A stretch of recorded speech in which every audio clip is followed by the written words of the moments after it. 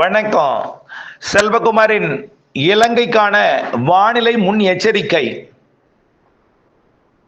2025 November 27 வியாழக்கிழமை அதிகாலை ஆய்வறிக்கை. இலங்கைக்கு தெற்குப்புறம் உருவான ஆழ்ந்த காற்றழுத்த தாழ்வு பகுதி, அதாவது தீவிர தாழ்வு பகுதி, இப்பொழுது காற்றழுத்த தாழ்வு மண்டலமாக உருவெடுத்திருக்கிறது. அது அம்பாறைக்கு அருகிலே நீடித்துக் கொண்டிருக்கிறது. இது மிக மெல்ல இலங்கையோட தென் கிழக்கு பகுதியிலிருந்து மத்திய பகுதியை நோக்கி நகரும். நாளை காலை இலங்கையோட 28ஆம் தேதி, இன்றைக்கு 27ஆம் தேதி தென்கிழக்குல இருக்கு. நாளை 28ஆம் தேதி காலை இலங்கையோட மத்திய பகுதியில் இருக்கும். 29ஆம் தேதி காலை இலங்கையோட யாழ்ப்பாணத்தை ஒட்டியே இருக்கும். முல்லைத்தீவு யாழ்ப்பாணம் இடைப்பட்ட பகுதியில் இருக்கும். அதுக்கப்புறம் அப்படியே கொஞ்சம் கொஞ்சமா யாழ்ப்பாணம் மற்றும் கோடியக்கரை இடைப்பட்ட அந்த பாக் ஜலசந்தி பகுதியில் இருக்கும். இந்த நிகழ்வின் காரணமாக இலங்கையில காற்றுடன் மழைப்பொழிவு தீவிரமடைய போகிறது.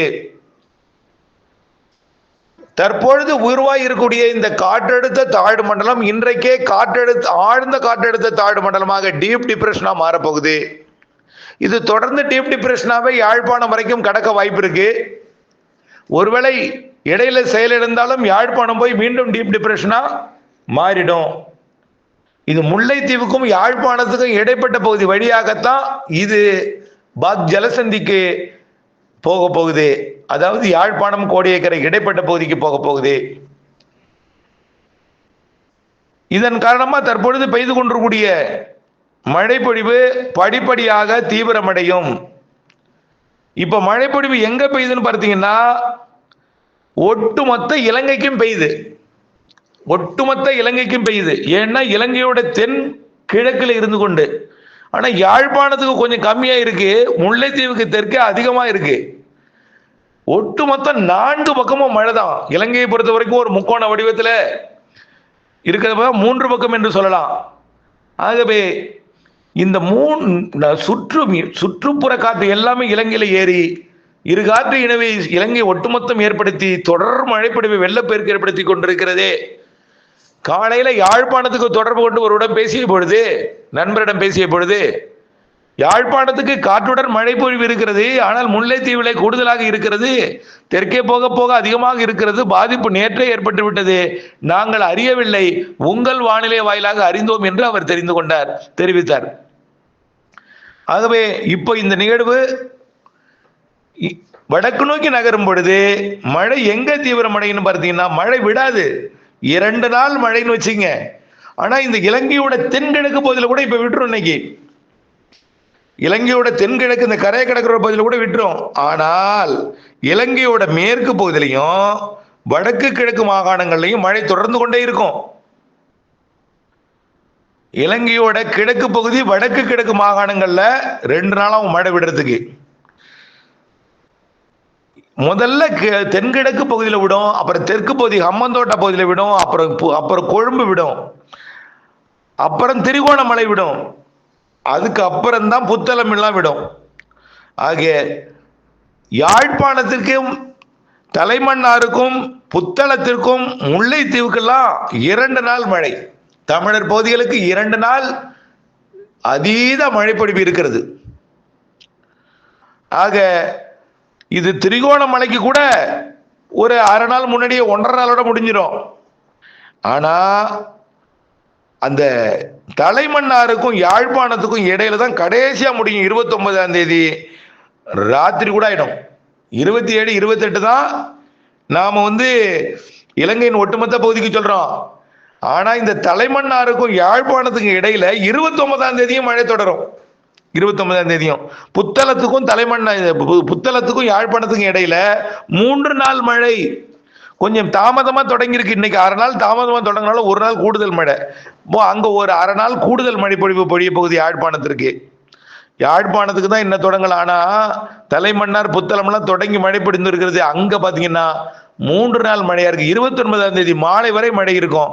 இலங்கையோட வட மேற்கு பகுதி புத்தளம், தலைமன்னார், யாழ்ப்பாணம், காங்கேசனத்துறைக்கெல்லாம் எப்ப மழை விடும்னா 29ஆம் தேதி மாலையில தான் விடும்.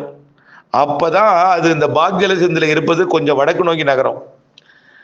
29ஆம் தேதி வடக்கு நோக்கி நகர்ந்து 30ஆம் தேதி எங்க போயிட்டு இருக்கோம்? 30ஆம் தேதி எல்லாம் நாகப்பட்டினம் மாவட்டத்தின் கடலோர வழியாக காரைக்கால், மயிலாடுதுறை, அப்படியே கடலூர் மாவட்டம் போய் மரக்காணத்துக்கு முன்னாடி உள்ள நுழையும். இது நடக்கிறதுனால கொஞ்சம் விலகிறதுனால மழை 29ஆம் தேதி வரை இருக்கும் மழை.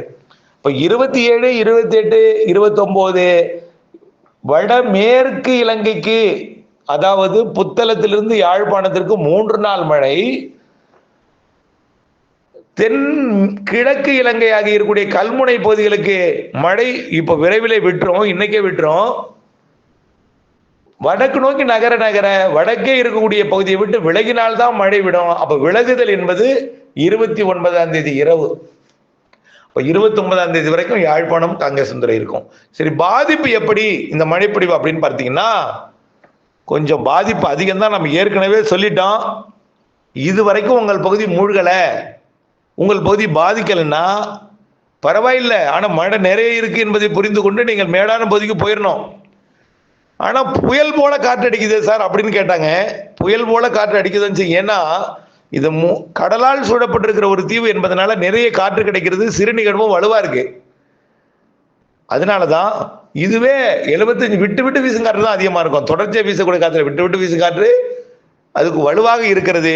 75 கிலோமீட்டர் இருந்து சில இடத்துல சில புள்ளியில 90 கிலோமீட்டர் வரைக்கும் கூட இருக்கு காத்து. அது விட்டு விட்டு வீசும் காற்று வலுவா இருக்கு. ஆனா தொடர்ச்சியா 55 கிலோமீட்டர் வேகத்துல காற்று இருந்துட்டே இருக்கு. 60 கிலோமீட்டர், 65 கிலோமீட்டர், 70 கிலோமீட்டர் வரைக்கும் விட்டு விட்டு நல்லா வலுத்து வீசுது. சில புள்ளிகள்ல 90 கிலோமீட்டர் வரைக்கும் வீசுது. ஆக இது தொடரும். ஆனால் தமிழ்நாடு நெருங்கும் போது செயலிழந்து விடும். கரையை கடக்கும் பொழுது முற்றிலும் செயலிழந்து ஒரு நன்கமைந்த தாழ்வு பகுதியாக தான் போகும், வெல்மார்க் லோ பிரஷராக தான் போகும் என்பதை புரிந்து கொள்ளுங்க. இல்லை, முன்னெச்சரிக்கை என்னன்னு ஏற்கனவே சொல்லியாச்சு. உங்களுடைய அனைத்து ஆவணங்களையும் பத்திரப்படுத்துதல், சொத்து பத்திரங்கள், அடையாள அட்டைகள், கல்வி சான்றிதழ்கள் எல்லாவற்றையும் பத்திரப்படுத்திக்கணும். நீர் புகாதவாறு பைக்கியம் பண்ணிக்கணும். மேடான பகுதிக்கு போயிடணும். இனிமேல் தான் மழையே இருக்கு என்பதை புரிந்து கொள்ளுங்கள். 29ஆம் தேதி மாலை வரை இருக்கிறது, சனிக்கிழமை மாலை வரை இருக்கிறது யாழ்ப்பாணம், தலைமன்னார், ஒட்டுமொத்த இலங்கைக்கும். 28ஆம் தேதி இரவு வரை இருக்கு. 29 சனிக்கிழமை காலை வரை இருக்கு பெரும்பாலான பகுதி. தென்னிலங்கையில கொஞ்சம் கொஞ்சமா விட தொடங்கினாலும் வட இலங்கை விடுவதற்கு வட இலங்கை 3 நாள், மத்திய இலங்கை 2.5 நாள், தென் மேற்கு இலங்கை 2 நாள். அந்த கல்முனை பகுதியில் மட்டும்தான் 1 நாள் முன்னேறி தொடங்குறதுனால இன்னைக்கு விட போகுது. ஆகவே மழைப்பொழிவு நிறைய இருக்கிறது, நிறைய இருக்கிறது. வெள்ளம் வடிவதற்கே தாமதம் அடையும். அணைகள், ஆறுகள் அருகில இருக்க வேண்டாம். ஆற்றங்கரைகள்ல இருக்கவே வேண்டாம். தாழ்வான பகுதி எதுன்னு உங்களுக்கு தெரியும். கட்டிடங்கள்ல முதல் மாடியை அதாவது தரைத்தளத்தை விட்டு முதல் தளத்துக்கு போயிடுங்க. சில இடங்கள்ல முதல் தளத்துக்கு கூட ஆபத்து இருக்கு சில இடங்கள்ல. அதனால 2வது 3வது தளத்துக்கு போயிருங்க. கொழும்புக்கும் நிறைய மழை இருக்கு. மேடான பகுதி நிலச்சரிவு ஏற்பட வாய்ப்பு இருக்கு. நிலச்சரிவு ஏற்படும் மலைப்பகுதிகளுக்கெல்லாம் போக வேண்டாம். மலை சரிவுகள்ல இல்லங்கள் இருந்தால் அதை பார்த்துங்க, பத்திரம். அங்கிருந்து இடம்பெயர்ந்துருங்க. மலை, அதாவது வெடிப்பெல்லாம் இருக்கும் அதுல, மலையில அந்த சரிவுக்கு சரியலாம். கண்டிப்பா நிலச்சரிவு இருக்குங்க. நிலச்சரிவு இருக்கும், வெள்ளம் கடுமையாக இருக்கும், காற்று சீற்றம் அதிகமாக இருக்கும், கடல் சீற்றம் அதிகமாக இருக்கும். இது இலங்கைக்கு எல்லா பிரச்சனையும் இருக்கு என்பதை புரிந்து கொண்டு வரக்கூடிய சனிக்கிழமை வட மாகாணங்கள்ல ஓயும், வெள்ளிக்கிழமை இரவு மத்திய மாகாணங்கள், நாளையே அது இன்றைக்கு இரவே அந்த தென்கிழக்கு பகுதியில் ஓய்ந்துரும். இன்றைக்கே ஓய்ந்துரும். அங்க மட்டும், அந்த இடத்துல மட்டும். எல்லாம் தொடர்ந்து படிப்படியாக விலகும், வடக்கு நோக்கி வரும். தமிழ்நாடு போகும்னு சொல்லியாச்சு. தொடர்ந்து வானிலை ஆய்வருக்கு கூட எழுந்திருங்கள். மின்சாரம் இல்லைங்கிறது இதுமா போய் மின்சாரம் இனிமே உடனே வராது. செவ்வாய்க்கிழமை தான் இலங்கைக்கு மின்சாரம் வரும். யாழ்ப்பாணம்லாம் தமிழர் பகுதிகளுக்கு எல்லாமே செவ்வாய்க்கிழமை தான் வரும். திங்கக்கிழமை வரலாம். இல்லாட்டி செவ்வாய்க்கிழமை தான் வரும். ஞாயிற்றுக்கிழமை அதிகாலை வரைக்கும் யாழ்ப்பாணத்துக்கு மழை இருக்கு.